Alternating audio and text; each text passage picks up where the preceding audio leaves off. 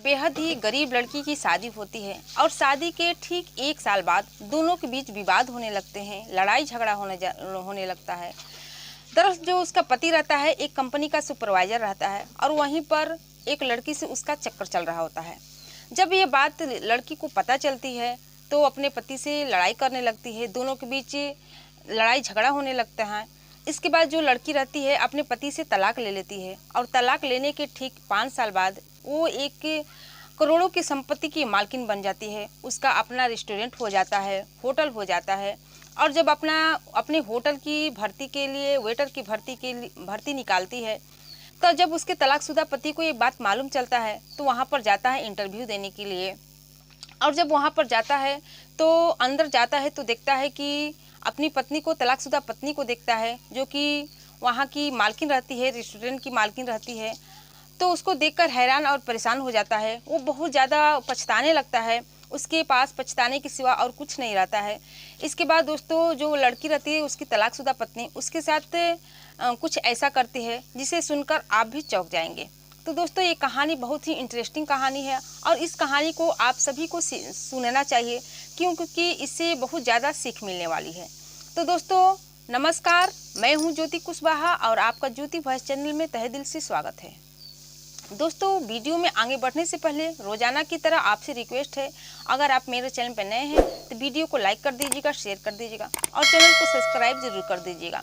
और जो कोई भी भाई बहन माता पिता मेरे चैनल को सब्सक्राइब कर चुके हैं उनको तहे दिल से प्रणाम है कि आप लोग मुझे ऐसे ही सपोर्ट बनाए रखिए ताकि मैं आप लोग के बीच ऐसे ही नए नए इंटरेस्टिंग वीडियो ला सकूं। तो दोस्तों ये कहानी है इंदौर की मानसी की। मानसी एक बहुत ही गरीब परिवार से बिलोंग करती थी। उसके माता पिता जो थे वो मेहनत मजदूरी करके उसको पढ़ाते थे और उसके एक भाई और एक बहन और भी रहते हैं। जो मानसी रहती है ग्रेजुएट कर लेती है और वो आगे की पढ़ने की सोचती है। इसके बाद उसके जो माता पिता रहते हैं सोचते हैं कि मानसी की शादी कर दी जाए क्योंकि अब वो बड़ी हो चुकी होती है। जब मानसी को इस बात की पता चलती है तो अपने पिता से आगे की पढ़ाई के लिए कहती है, लेकिन जो उसके पिताजी रहते हैं कहते हैं कि मैं बहुत गरीब हूँ, मैं आगे की पढ़ाई करने में समर्थ नहीं हूँ और तुम्हारे भाई बहन और भी है, उनकी भी तो पढ़ाई देखनी है, उनके भी खर्चे देखने हैं। इसके बाद मानसी के माता पिता मानसी के लिए रिश्ता तलाशने लगते हैं। कई जगह रिश्ता ढूंढते हैं लेकिन जो वो लोग रहते हैं दहेज की काफ़ी डिमांड करते हैं, जिसकी वजह से मानसी का रिश्ता तय नहीं हो पाता है क्योंकि मानसी के पिताजी को दहेज देने की उतनी समर्थ नहीं रहती है, वो बेहद गरीब रहते हैं। इसके बाद उनका एक रिश्तेदार बताता है कि पास के ही बगल के ही गांव में एक लड़का है जिसका नाम प्रभात रहता है, उससे मानसी का रिश्ता तय हो जाता है। दोनों बातचीत करते हैं, बातचीत करके दोनों लड़के लड़कियाँ यानी कि मानसी और प्रभात एक दूसरे को देखते हैं और पसंद कर लेते हैं। फिर दोनों की धूमधाम से शादी हो जाती है। शादी के समय दहेज के लिए कुछ बातें होती है, कुछ अनबन सा होता है, लेकिन सब कुछ ठीक ठाक हो जाता है। दरअसल जो प्रभात था उसको दहेज और चाहिए था लेकिन उसके पिताजी रहते हैं वो दे नहीं पाते हैं। इसके बाद कुछ लोग समझा बुझाकर मामला शांत करा देते हैं। और जो मानसी रहती है बहुत ही सुंदर रहती है, पढ़ी लिखी रहती है और सिलाई कढ़ाई में बहुत ही निपुण रहती है और खाना बनाने में भी बहुत तेज रहती है, बहुत अच्छा खाना भी बनाती है। इसके बाद जो मानसी अपने ससुराल आ जाती है, ससुराल आने के बाद कुछ दिन तो ऐसे ठीक ठाक रहता है।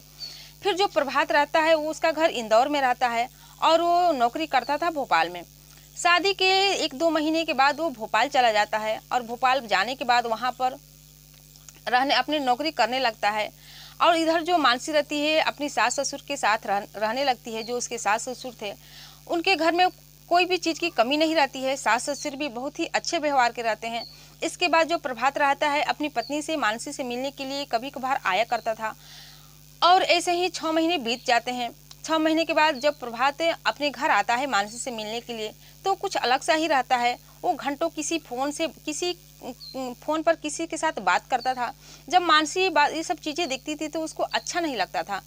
वो मानसी से कहता है कि तुम मेरी माता पिता की सेवा करो और तुम्हें जो कोई भी चीज़ की ज़रूरत है मुझसे कहना, मैं तुरंत लाकर दे दूंगा।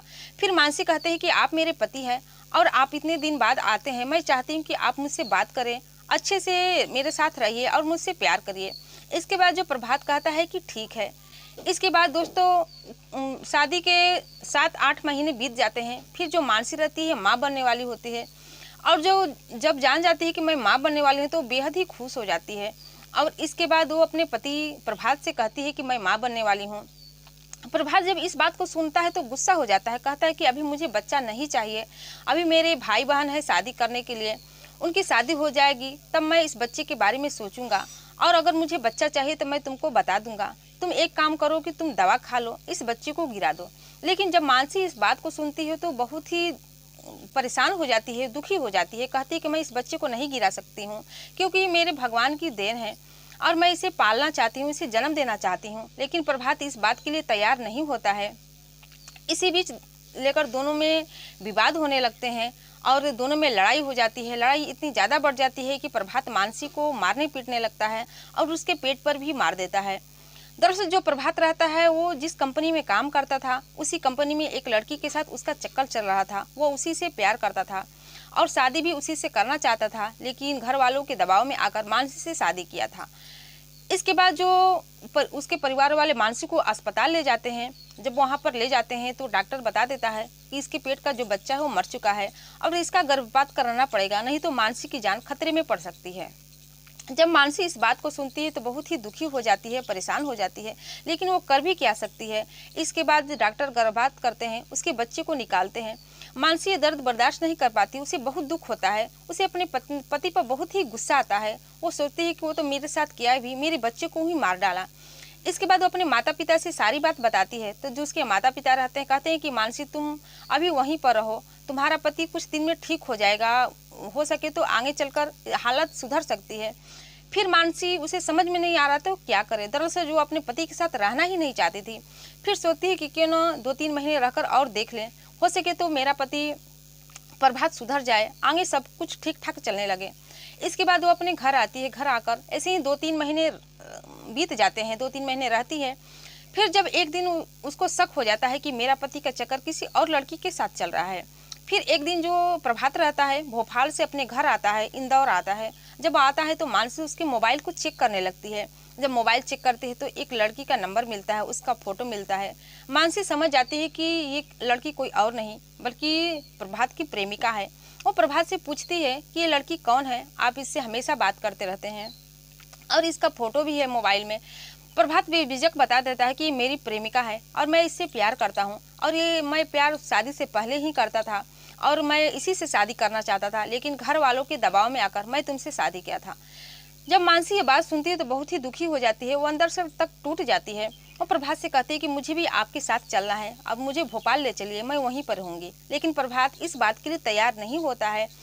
इस पर मानसी कहती है कि अगर आप मुझे वहाँ पर नहीं ले जाएंगे तो मैं अपने घर चली जाऊँगी और वहीं पर रहूँगी। प्रभात कहता है कि जो तुम्हें जहाँ जाना है जाओ, मैं तुम्हें अपने साथ नहीं ले जा सकता।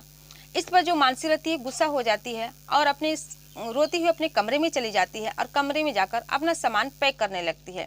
सामान पैक करने के बाद वो अपने मायके चली जाती है। उसके माता पिता जो रहते हैं बहुत समझाते हैं कि तुम अपने घर चली जाओ, तुम्हारा पति ही सब कुछ है, वो सुधर जाएगा। लेकिन मानसी उसके साथ रहने के लिए तैयार नहीं होती है। वो समझ जाती है कि मैं उसके साथ कितना दिन भी रहूँ वो सुधरने वाला नहीं है। इसके बाद जो मानसी रहती है प्रभात रहता है वो तलाक का कागज भेजता है, मानसी उस पर साइन कर देती है।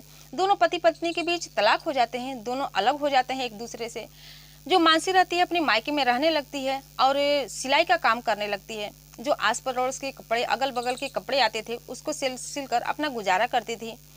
और कुछ दिन बीत जाते हैं। फिर मानसी कहती है कि क्यों ना मैं इससे कुछ बड़ा काम करूं, कुछ बड़ा नौकरी करूं। वो अपनी बहन को कॉल करती है जो कि भोपाल के ही आसपास रहती थी और उससे कहते हैं कि मुझे कोई नौकरी दिलवा दो, क्योंकि मैं सिलाई करके मेरा खर्चा नहीं चल पा रहा है। उसकी बहन उसको अपने पास बुला लेती है और वहाँ पर जब जाती है मानसी तो उसकी जो बहन रहती है एक छोटा मोटा ढाबा खोलती है और वहीं पर मानसी खाना बनाने लगती है। ढाबे में जब खाना बनाती है तो बहुत ही अच्छा स्वादिष्ट खाना बनाती थी, जिसकी वजह से कस्टमर बहुत ज़्यादा आने लगते हैं और उनकी बिक्री भी ज़्यादा होने लगती है। ऐसे ही करने के बाद कुछ दिन करने के बाद उनकी जो ढाबे है बहुत अच्छी तरह से चलने लगती है, अच्छी कमाई होने लगती है।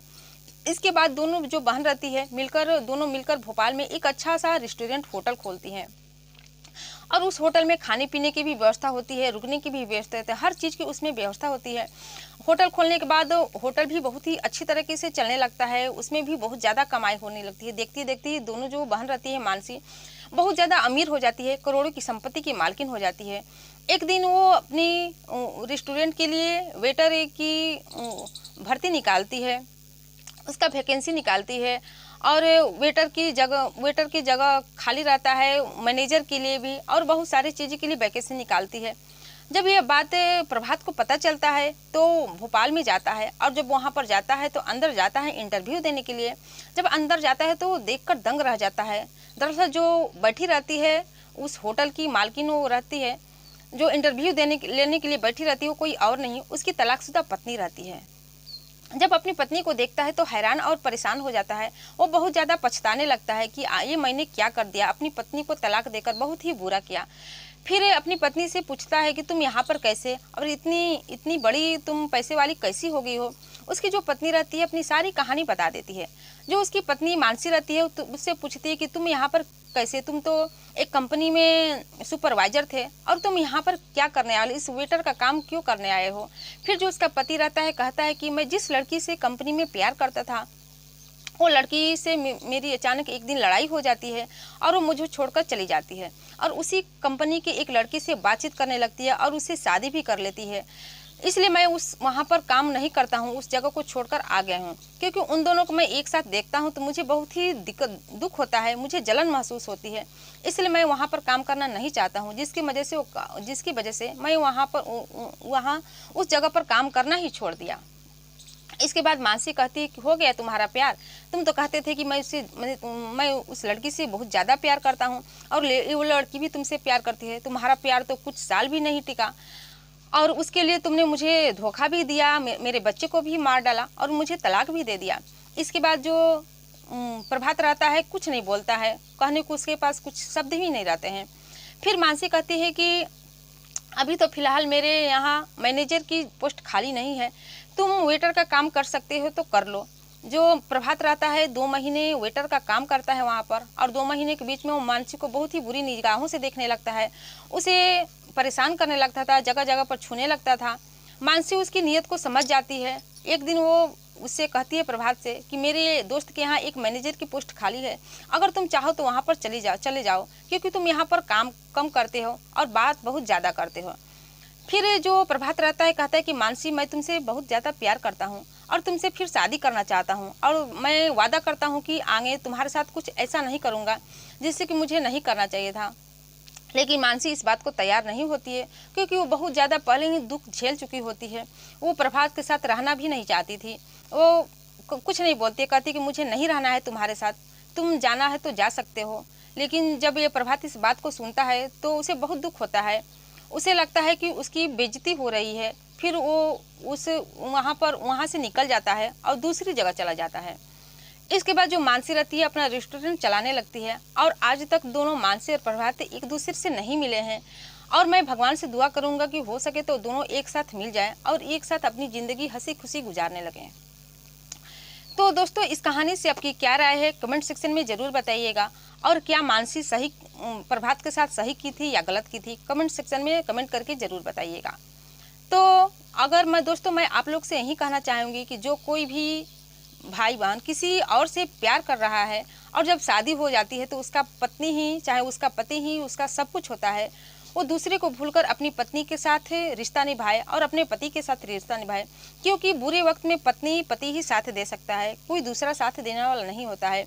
नहीं तो आप लोग का भी वही हाल होगा जो कि प्रभात का हुआ था, न वो घर का हुआ न घाट का। पत्नी को भी तलाक दे देता है और जो उसकी प्रेमिका रहती है वो भी उसको छोड़कर चली जाती है, ऊपर से उसकी नौकरी भी हाथ से निकल जाती है।